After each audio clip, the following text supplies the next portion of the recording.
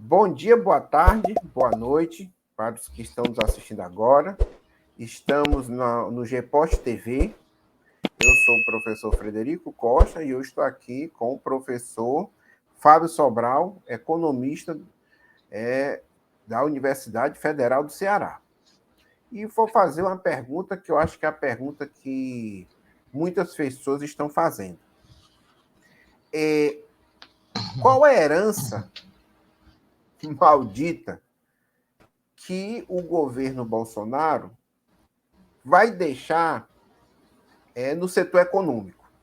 Né? E aí, é claro, né, vai deixar essa herança no setor econômico, num contexto, e aí eu vou ver se o Fábio concorda ou não, ele vai dizer, de uma crise econômica. Né? Então, quais são os problemas hoje que o Brasil tem? Né? E que o futuro governo Lula irá enfrentar. É isso, Sobral. Certo. Fred, boa parte, primeiro, bom dia, boa tarde, boa noite a todas, todos, né? Bom dia, Fred, é um prazer estar aqui, né? Sempre estou à disposição. Muita gente começa essa resposta tratando, assim, de variáveis econômicas frias, né? O orçamento, certo? Eu vou tratar daquilo que mais importa. Cerca de 10 milhões de desempregados, um número incontável de desalentados. O que é o desalentado? É aquele que sofreu tanto a procura do emprego que desistiu de procurar, né? É uma situação muito drástica. Mais de 30 milhões de pessoas, 33 milhões de pessoas passando fome, né? Uma redução do valor da merenda escolar, uma, uma, uma redução do número de crianças vacinadas. Você permitir a desconfiança nas vacinas é um negócio incrível. E eles vêm com essa história de imunidade de rebanho. Manda eles pegarem uma poliomielite, né, no filho, Deus os livre, né, pegar uma poliomielite para ver se é imunidade de rebanho, certo? Então, os problemas sociais imensos, imensos, né? Uma economia em franco processo de desindustrialização, caminhando para ser uma economia meramente exportadora de produtos agrícolas, pecuários e minerais. Os 4 principais produtos de exportação do Brasil são soja, o primeiro, farelo de soja, o segundo é petróleo bruto, o petróleo do pré-sal, o terceiro é minério de ferro, e o quarto fica variando entre o café e a carne. Você tem um recuo imenso do setor industrial, a ponto de hoje ele ser uma parte menor das exportações. Isso na economia é chamado de reprimarização das exportações, da pauta exportadora. Por que reprimarização? Porque são bens primários.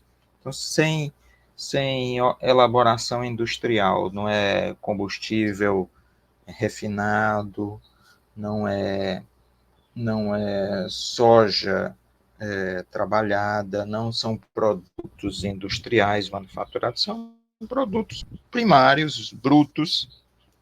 Minério de ferro bruto, não é aço, né?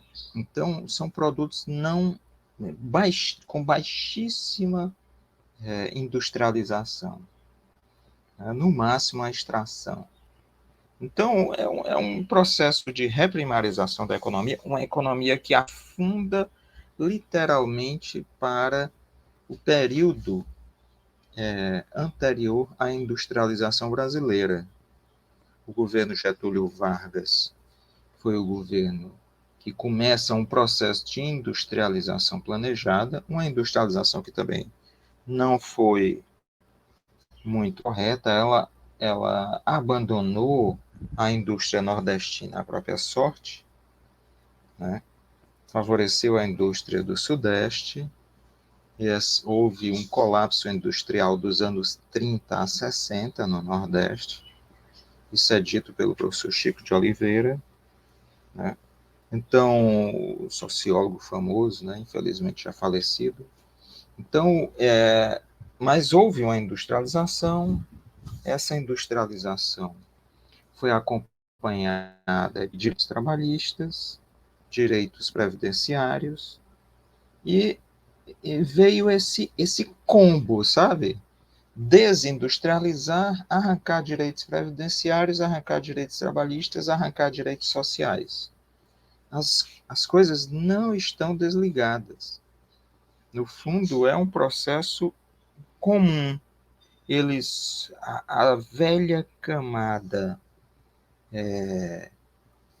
latifundiária do Brasil sempre ansiou pelo retorno à República Velha, antes de Getúlio Vargas, lá antes dos anos 30. A última eleição que os latifundiários ganharam, as eleições sempre fraudulentas, foi a de Júlio Prestes contra o próprio Getúlio Vargas. Então, é um processo de desmonte da economia brasileira. E as pessoas poderiam perguntar, mas espera aí, e as commodities não são boas? O agro não é pop?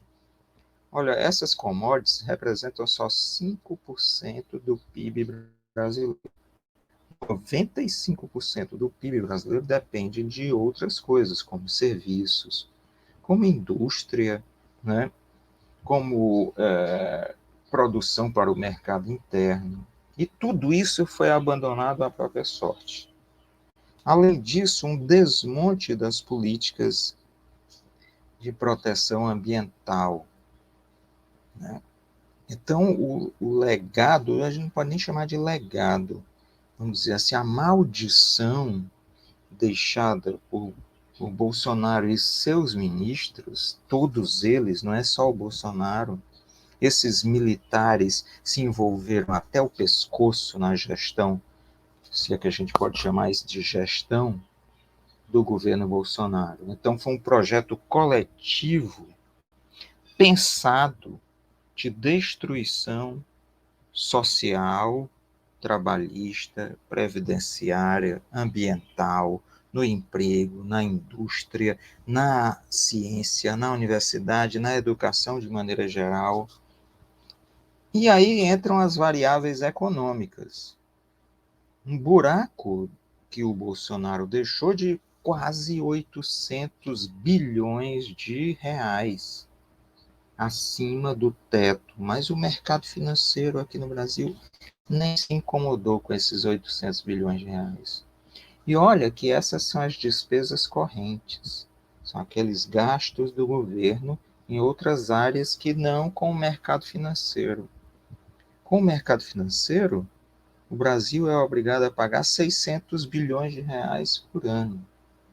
No começo da pandemia, logo nos primeiros dias, o Paulo Guedes e o Roberto Campos Neto, presidente do Banco Central, o Paulo Guedes, ministro da Economia, Roberto Campos Neto, presidente do Banco Central, aprovaram um pacote dando 1,3 trilhão aos bancos em poucos dias, 3 dias. Para o auxílio emergencial foi uma dificuldade, a oposição teve que pressionar, depois eles tentaram assumir a paternidade, a maternidade dessa ideia do auxílio emergencial, mas eram contra. Então, 800 bilhões de reais de rombo só nos gastos correntes. No setor financeiro, isso aí era 600 bilhões de reais por ano. E pessoas passando fome, né? E as universidades, eu vejo hoje, na universidade que eu trabalho, porteiros sendo demitidos porque não têm dinheiro, porteiros já de meia idade que dificilmente terão como arranjar empregos locais, né? Por pessoas, né, senhores, senhoras que têm já um tempo de dedicação àquela tarefa, as pessoas sendo demitidas porque falta verba. Então é uma tragédia incrível, incrível.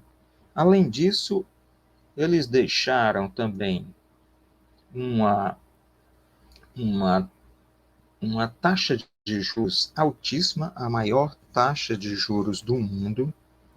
Teve uma época que a taxa de juros estava 2% ao ano, a taxa principal do Banco Central, chamada Selic, que é o que paga os empréstimos do governo, estava 2%. Eles subiram para 13,75%. Cada 1% de aumento dá de graça 60 bilhões de reais a mais por ano aos bancos. Então, 11 subiu de 2 para 13,75, subiu 11,75. Dá mais de 700 bilhões de reais por ano a mais a esses bancos, né? Entre 600 e 700, depende do tipo de taxa usada.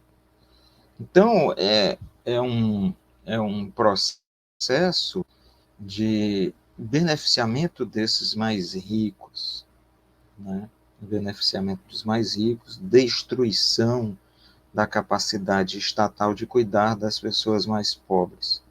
Então, Fred, encerrando assim essa primeira pergunta, uma, eles armaram uma bomba para explodir no próximo ano, entende? Para eles era o seguinte: o objetivo era ganhar as eleições, não importa como. O dinheiro do orçamento secreto precisa ver para de falcatruas, né? Caminhões de lixo sendo comprados pelo triplo do valor, onde pequenas, né? Certo? Então, precisa ser avaliado esse imenso roubo provável pelas indicações, né? Então, eles esperavam ganhar as eleições e que se danasse o país, sabe? Que explodisse. Eles talvez até se preparassem para um banho de sangue. Na medida em que o país se decompusesse, sem educação, sem saúde, né? As pessoas adoecendo, sem vacina, sem comida, sem emprego, e eles quisessem manter isso na base da bala, sabe, de um banho de sangue contra a população, porque, aliás, essa é a formação de todos esses militares que estão aí no governo. Nós não podemos esquecer que eles são derivados do que se chama de método Jacarta, aquele livro do Vincent Bevins, um jornalista que morou no Brasil e na Indonésia, e diz lá com dados que os brasileiros, tanto da Indonésia quanto os militares, tanto da Indonésia quanto do Brasil, foram preparados para um banho de sangue contra a população civil. Lá eles fizeram o massacre de Jacarta. Algumas pessoas falam de 3 a 4 milhões e meio de mortos, né, em poucos dias. Então eles aqui preparavam isso. E talvez agora o desmonte do país, se eles tivessem ganhado as eleições, finalmente traria essa possibilidade para a qual foram treinados. E que o livro do mestre, o cabeça de todos eles, o general Silvio Frota, alguém tão golpista e tão canalha, que tentou dar um golpe num ditador que era o Ernesto Geisel, entende? No livro Ideais Traídos, quer dizer, qual era o ideal? O ideal era massacrar a população brasileira, massacrar os mais pobres. Você vê a gravidade aqui, onde nós chegamos, na beira do precipício, né?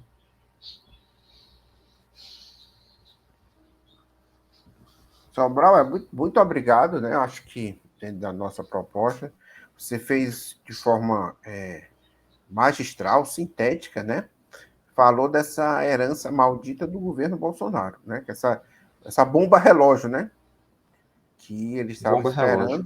estava esperando explodir na continuidade, né? Para avançar mais contra o povo brasileiro e suas conquistas.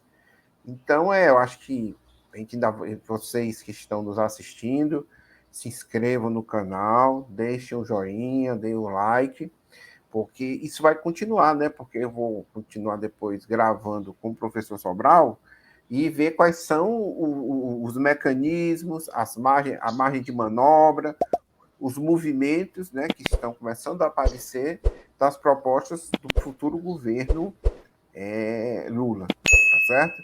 Então, tudo de bom. Sobral, muito obrigado, gente, e até a próxima.